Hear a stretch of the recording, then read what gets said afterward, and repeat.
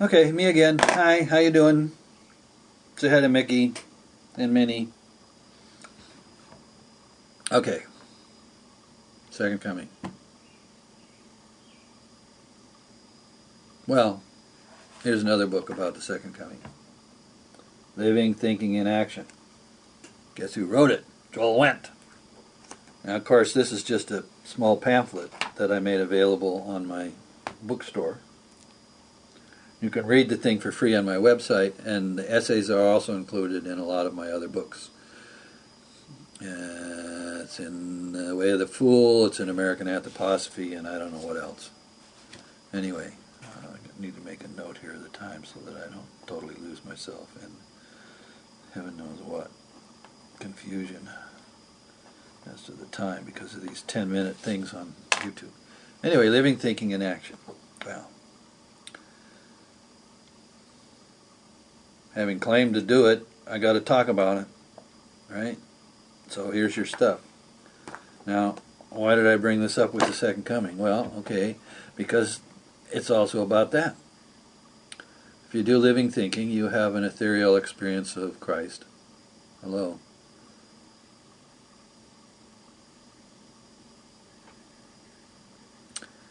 And I approach it in two ways. There's two different essays in there. One's called The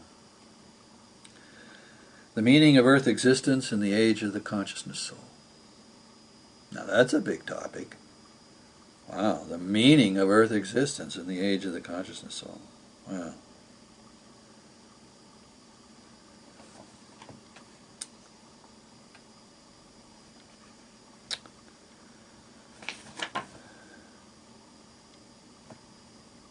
Guess what? We make the meaning, you and I. It isn't out there somewhere. It comes from human beings. The meaning of Earth existence in the age of the conscious soul is created by human beings. We create the meaning.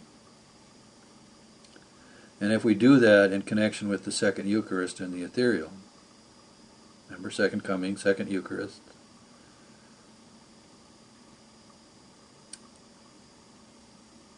then something interesting happens. And one of the reasons I write about this is because this particular experience is not that far away. It's like right next to you in your own mind. And when you make a scientific study of your own mind, something that you care about, and you put yourself earnestly into, with the help of a book like this, and the help of a book like this, and the inspiration of a book like this, okay? You're going to get some interesting places when you start to observe your own mind.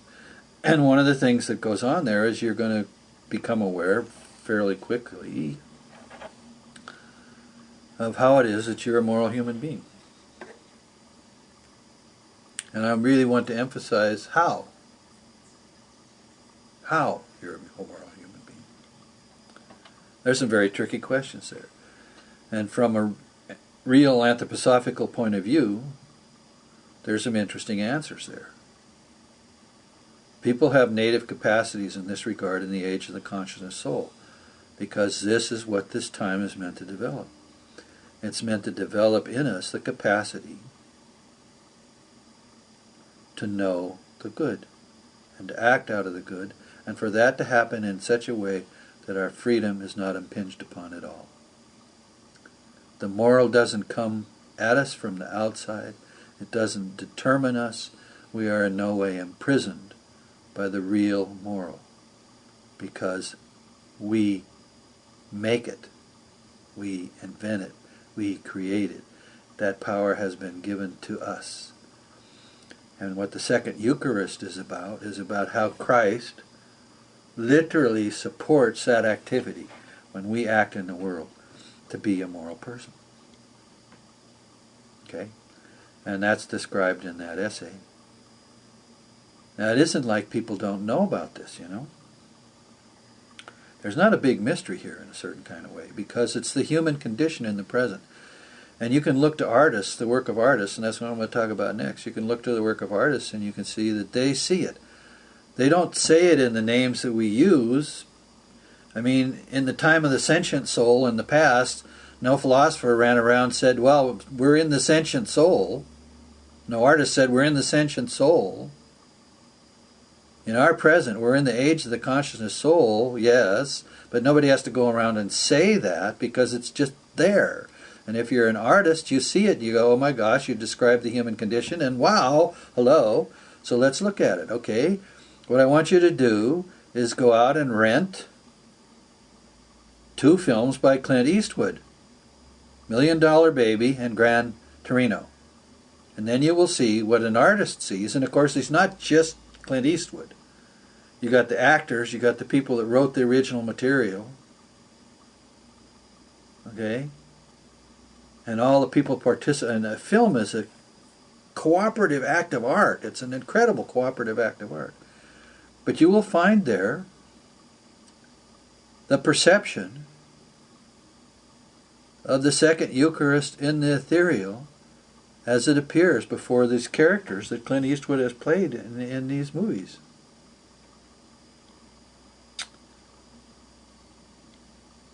Okay? And I'm not going to try to describe it to you because I want you to just feel the impact of it and then think about it. He basically, to some degree, plays the same character, but he comes at it from different points. And it's really interesting because in both cases, the character has a relationship to the Catholic Church. And he has a conversation with the priests. In $1 Million Baby, he has a conversation with an older, more mature priest. And in Gran Torino, he has a conversation with a more naive, a younger priest. And it's very clear that he's not satisfied with what his religion tells him about what the moral thing to do is. And he finds in his life he's shoved back on his own resources. Outer religion doesn't meet his need to be a moral human being. But life confronts him with choices. And in his eye, in his spirit, in reacting to those choices and coming to decide that he's going to pull out of himself what the right thing to do is and create that, then you get in these films an artistic presentation of the material that's described in this book, The Meaning of Earth Existence in the Age of the Consciousness Soul. Okay? You can't get away from it. It's in your own biography. Okay? You're in the age of the consciousness soul. You're going to have moral crises. The way and shape and form those take are going to put you on the spot. You're not going to be able to rely on Rudolf Steiner said this or that or the other thing, or go to the Bible or any other source. When push comes to shove, you're going to have to pull it out of yourself. And that's what makes the age of the consciousness soul happen. Now, the description of it from a standpoint of real anthroposophy is in this book. Not only that, in the second essay, we talk about how to develop something. What's it called here? I'll look it up. In joyous celebration of the soul art and music of discipleship. What's that? Well, you have to read the book. And you can read it for free. These books, well, this one you have to buy. This one you can read on the internet. Just Google it. You'll find your way to where you can read it for free. Remember what I said? No fat.